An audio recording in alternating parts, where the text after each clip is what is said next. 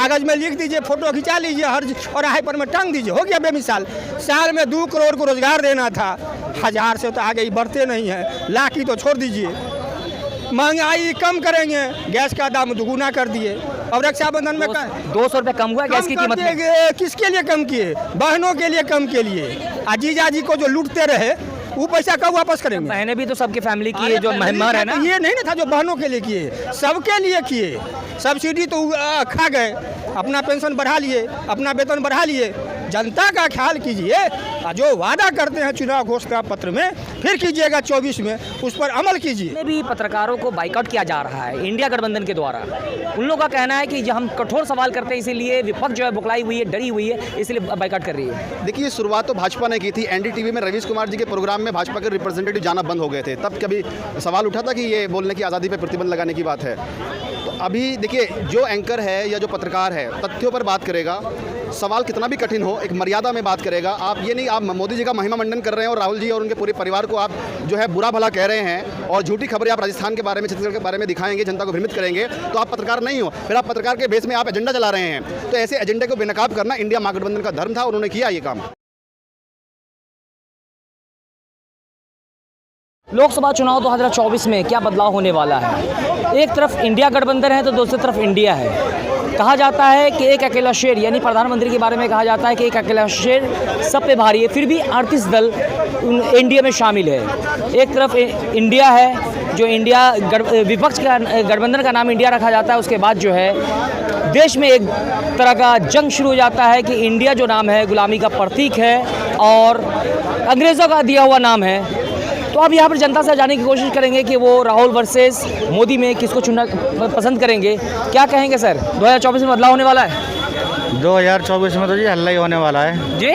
2024 में तो हल्ला ही होने वाला है। बीजेपी आने चाहिए, बढ़िया काम कर रही है। अच्छा काम कर रही है, बढ़िया काम कर रही है। यानी 9 साल बेमिसाल कहा जा रहा है। हाँ, बहुत बढ़िया। कहने में रोड भी बहुत बढ़िया बन रहे हैं, सारे काम बढ़िया हो रहे हैं। बढ़िया हो रहा है ना? बढ़िया हो रहे हैं। तो ऐसा कोई 5 काम बताइए जो जनता देखे समझे, जो नहीं समझती है उसको समझाइए। जनता देख रही है, रोडों पर जनता चल रही है। पहले से रोड कितने बढ़िया हो गए, पहले जाम लगे रहते हैं, अभी एकदम खुले रोड है, हाईवे बने हुए हैं, हर सुविधा बनी हुई है। लेकिन फिर भी जनता कह रही है कि महंगाई बढ़ गई है, मोदी जी अच्छा काम नहीं कर रहे हैं, बदलाव होना चाहिए। जनता तो चिल्ला रही है। अब जो अपना ईमानदारी से बिजनेस कर रहे हैं, धंधा कर रहे हैं, उनके लिए कोई महंगाई नहीं है। और जो थाली अपने घर पे बैठे हुए हैं, काम नहीं करना चाहते, उनके लिए महंगाई है। और क्या उनके लिए?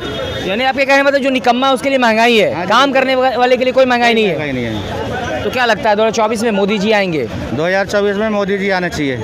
आने चाहिए? हाँ जी, बिल्कुल। लेकिन क्या लगता है आएंगे? बिल्कुल आएंगे जी। क्या सर, आपको क्या लगता है 2024 में? 24 में मोदी जी आएंगे, लेकिन जैसे ही 75 वर्ष उनका होगा उनको इस्तीफा दे करके जाना भी चाहिए। ये उन्हीं का आश्वासन है।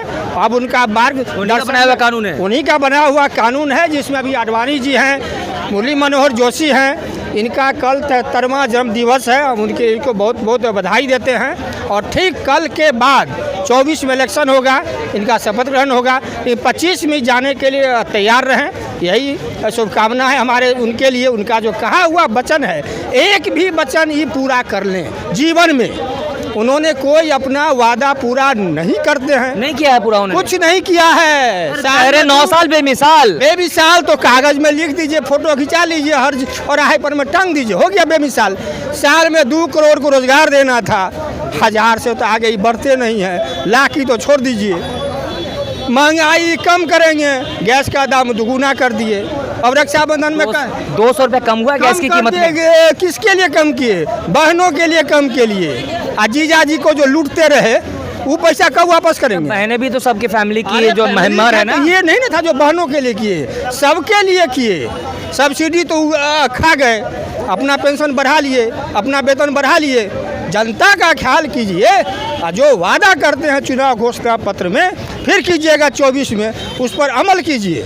सरकार बनाना चलाना 9 साल बेमिसाल फोटो उनका लगा हुआ है। तो क्या लगता है मोदी जी के शासन में कोई विकास नहीं हुआ है? खूब विकास हुआ है, लेकिन अगर विकास होता तो कर्नाटक में जय बजरंगबली करते रह गए। चुनाव तो कांग्रेस जीत गई। आप लोग प्रेस कॉन्फ्रेंस में क्या नहीं जाते हैं? कल जाइए ना उनके यहाँ, जन्मदिन है, पूछिए। कब करेंगे? आप लोग जाइएगा तब तो 9 करेंगे। साल में नहीं किया तो आप क्या करेंगे? वही तो दुर्भाग्य है हमारे देश के लिए।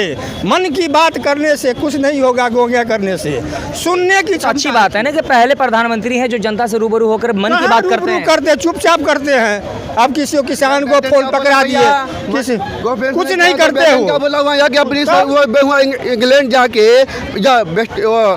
अमेरिका जाके बेटन का बोला इंडिया करना चाहते तो जनता राज ने उल्टा बोला, कितनी गलत बात बोला उसने अमेरिका और भी में लोग हैं। सर क्या कहेंगे 2024 में बदलाव होने वाला है? बिल्कुल होने जा रहा है। इंडिया महागठबंधन सरकार बनाने जा रहा है। 300 सीटें पार वो हो जाएंगे और ये बात हवाई भाजपा नहीं। वाले कह रहे हैं 400 पार इस बार। देखिए उनका तो ये नारा मध्य प्रदेश में भी आया और छत्तीसगढ़ राजस्थान में भी आया था, वहाँ पे सरकारें बदल गई थी। हिमाचल में भी आया था। वो तो एक टैक्टिक है उनकी, ये चुनाव रणनीति है जो उस पर बात करते हैं। लेकिन सच्चाई ये है इंडिया महागठबंधन के पास जो वोट परसेंटेज है वो 60% के आसपास है टेक्निकली।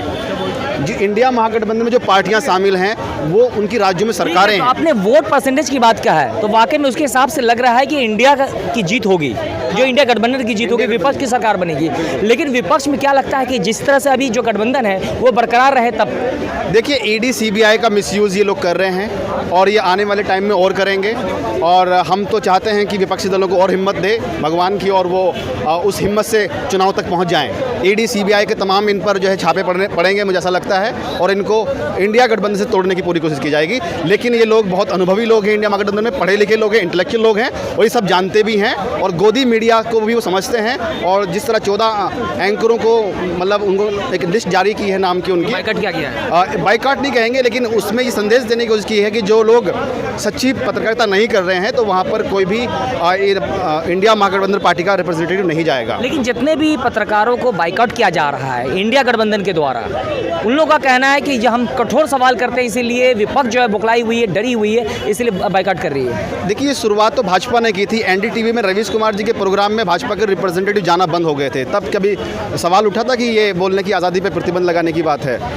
तो अभी देखिए जो एंकर है या जो पत्रकार है तथ्यों पर बात करेगा, सवाल कितना भी कठिन हो एक मर्यादा में बात करेगा। आप ये नहीं आप मोदी जी का महिमा मंडन कर रहे हैं और राहुल जी और उनके पूरे परिवार को आप जो है बुरा भला कह रहे हैं और झूठी खबरें आप राजस्थान के बारे में, छत्तीसगढ़ के बारे में दिखाएंगे, जनता को भ्रमित करेंगे, तो आप पत्रकार नहीं हो। फिर आप पत्रकार के बेस में आप एजेंडा चला रहे हैं। तो ऐसे एजेंडे को बेनकाब करना इंडिया महागठबंधन का धर्म था और उन्होंने किया ये काम। और मुझे तो लगता है कि बड़ी बड़ी रैलियों में भी इनको जो है एक्सपोज करना चाहिए। तो क्या लगता है अभी जो है अभी जो कश्मीर में हुआ है 3 जवान शहीद हुए हैं और मोदी जी अपने जो कार्यालय पे जो है जश्न मना रहे थे G20 का सम्मेलन की खुशी में। हमारे जवान शहीद होते जा रहे हैं, बहुत चिंता का विषय है। सरकार आर्मी के नाम पे, हमारी सेना के नाम पे वोट तो ले लेती है। जब पुलवामा अटैक हुआ था तब भी बियर ग्रिल्स का जो डिस्कवरी का शो है उसमें वो बिजी थे हमारे मोदी जी, और उसके बाद उसकी नाकामी छिपाने के लिए उसका महिमा मंडन और सेना की वर्दी पहन के उनके लोग वोट मांग रहे थे। पुलवामा अटैक की जांच आज तक नहीं हुई, उस पर वो कैसे वहाँ पर चूक हुई इस बारे में कोई प्रेस कॉन्फ्रेंस या कोई जवाब, कोई रिपोर्ट जारी नहीं की गई और उल्टा उसी का क्रेडिट ले रहे थे। वो जवान हमारा जब मरता है तब भी वो क्रेडिट ले लेते हैं और जब अच्छी मतलब जब हमारे कहीं जीत हमें मिल जाती है किसी चीज़ में तो उसका भी क्रेडिट लेते हैं। मतलब चित भी अपनी पट भी अपनी। और पहली बार जब हमारे देश के साइंटिस्टों ने जब बड़े बड़े कारनामे वो करते आए हैं तो हमेशा साइंटिस्टों को स्क्रीन पे दिखाया जाता था, लेकिन इस बार मोदी जी को दिखाया गया। चंद्रयान 1 2008 में गया, वो भी तो एक सफलता थी हमारे वैज्ञानिक, लेकिन फ्रेम में वहाँ साइंटिस्ट हुआ करते थे। आज साइंटिस्ट नहीं, वहाँ मोदी जी का चेहरा। G20 में वेलकम साइन बोर्ड पर भी मोदी जी का भी तो इसमें मोदी जी का जो कार्यकाल चल रहा है उनका भी तो योगदान है। उन्होंने अगर फंडिंग नहीं किए होती, अगर इसरो को सपोर्ट नहीं किए हुए थे तो आज जो कामयाबी नहीं मिलती। देखिए इन्होंने कांग्रेस को सिखा दिया। कभी कांग्रेस ने नहीं कहा कि हमने इसरो बनाया, कभी नेहरू जी ने इसरो बनाया, कभी उन्होंने ये नहीं कहा, लेकिन इनकी बात पे कहना पड़ता है। पहले भी राकेश शर्मा अंतरिक्ष यात्री बने, इंदिरा जी का वो पूरा वीडियो आपने देखा होगा, कभी इसके बारे में नहीं मतलब बात की गई।